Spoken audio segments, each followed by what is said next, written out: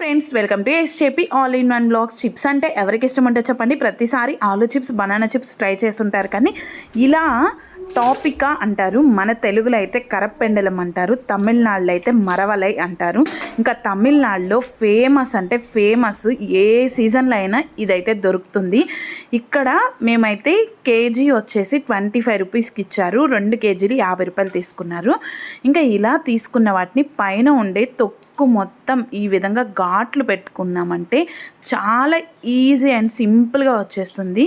ఎటువంటి పీలర్ అవసరం లేకుండానే చూడండి మనకి ఏ విధంగా వచ్చేస్తుందో. ఇంకా వీటితో ఎక్కువగా సగ్గుబియ్యం కూడా చేస్తారు. సగ్గుబియ్యం చేసేదే వీటితో ఎక్కువే ఉంది, సగ్గుబియ్యం చేసేది వీటితోనే.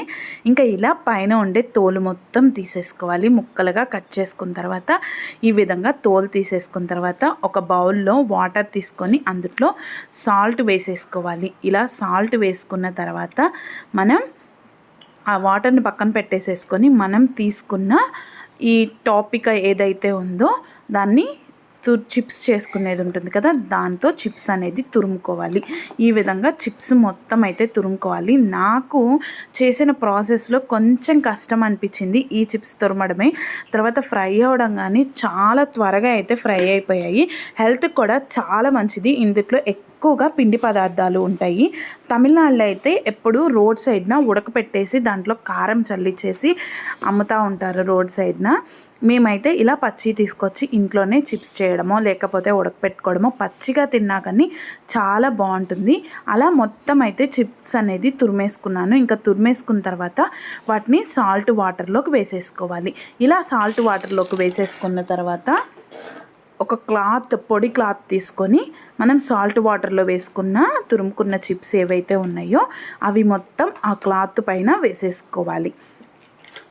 మనం ఎప్పుడైనా aloo chips, banana chips try చేసి ఉంటాం, కానీ ఇలా చిప్స్ ట్రై చేయకపోతే మీరు తప్పకుండా ట్రై చేయండి. టేస్ట్ పరంగా చాలా బాగుంటాయి. ఇంకా మనం ఏదైనా పప్పు అట్లా చేసుకున్నప్పుడు ఈ చిప్స్ నంచుకొని తింటుంటే టేస్ట్ అనేది ఇంకా డబల్ అయిపోతుంది అనమాట. ఇంకా ఇక్కడ మొత్తం మనం తురుముకున్న చిప్స్ ఏవైతే ఉన్నాయో అవి మొత్తం క్లాత్ మీద తేమ అనేది రాకుండా వాటర్ అనేది కొంచెం పిండేసుకొని ఇలా క్లాత్ పైన వేసేసుకోవాలి. ఇలా మొత్తం క్లాత్ పైన వేసేసుకున్న తర్వాత మనం స్టవ్ వెలిగించుకొని బాండీ పెట్టేసేసుకుందాం. బాండీ పెట్టేసేసుకొని ఆ బాండీలో మనం వాటర్ అనేది ఉంటుంది కదా, కడిగి పెడతాం వెంటనే. ఆ వాటర్ మొత్తం పోయేంత వరకు బాండీని కొంచెం వేడెక్కిన తర్వాత అందులో వాటర్ అంతా పోతుంది. అలా పోయిన తర్వాత డీప్ ఫ్రైకి సరిపడా ఆయిల్ వేసేసుకొని ఆయిల్లో మనం తురుముకున్న చిప్స్ ఏవైతే ఉన్నాయో ఆ చిప్స్ కూడా వేసేసుకోవాలి. ఇలా చిప్స్ వేసుకొని మనం కలుపుకుంటూ ఫ్రై చేసుకున్నామంటే చిప్స్ అనేవి మంచిగా రెడీ అయిపోతాయి. ఇక్కడ మనకి ఆలూ చిప్స్ కన్నా ఎక్కువ టైం పట్టింది, కానీ ఈ చిప్స్కి అయితే అసలు చాలా తక్కువ టైం పట్టేసింది. చాలా త్వరగా వేగాయి అన్నమాట. ఇవి మరీ మాడిపోయినట్టు తీసుకున్నామంటే చేదుగా వచ్చేస్తాయి. అందుకని చెప్పేసి కొంచెం ముందుగానే ఈ చిప్స్ని అయితే తీసుకోండి. మాడిపోయినాక తీసుకుంటే చేదు ఉంటాయి. ఇంకా ఇలా మొత్తం అయితే ఫ్రై అయిన తర్వాత ఆ చిప్స్ని పక్కన ప్లేట్లోకి తీసేసుకున్నాం.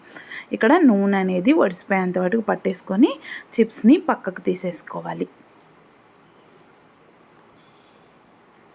ఇంకా ఇలా మొత్తం అయితే మనం 3 వాయిలుగా మొత్తం చిప్స్ అయితే ప్రిపేర్ చేసేసాను.